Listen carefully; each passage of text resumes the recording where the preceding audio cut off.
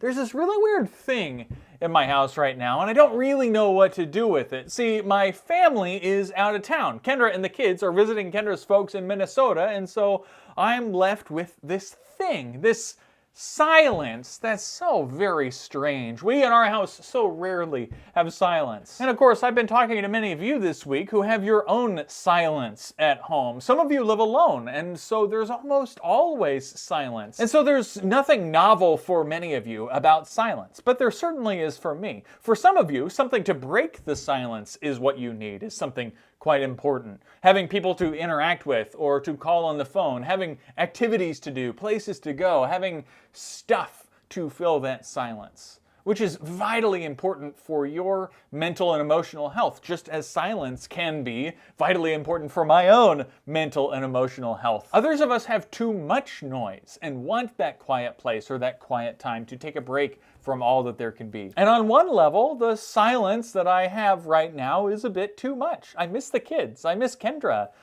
And on another level, it's nice to have a little bit of silence. I don't have to feel bad about going into my room and shutting the door when I have to get reading done or to get some writing done or whatever. And frankly, both can be hard, right? Having either too much silence or too much noise can be hard. We need a balance.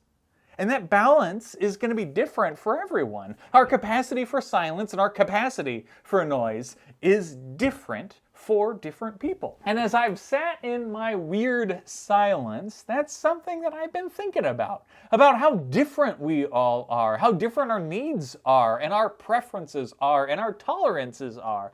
That's how God made us.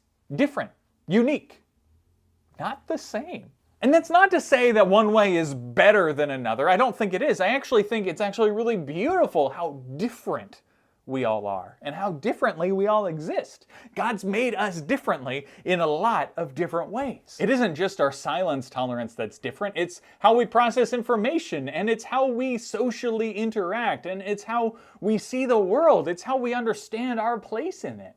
It's how we process this huge vastness of God and how we understand our own relationship with Christ. All these things are different for each of us. And when I start on this path of thinking of all these differences, I'm just utterly baffled and spellbound by the bigness of the one who created us this way in the first place. And to think in all of our diversity, we are all created in God's image.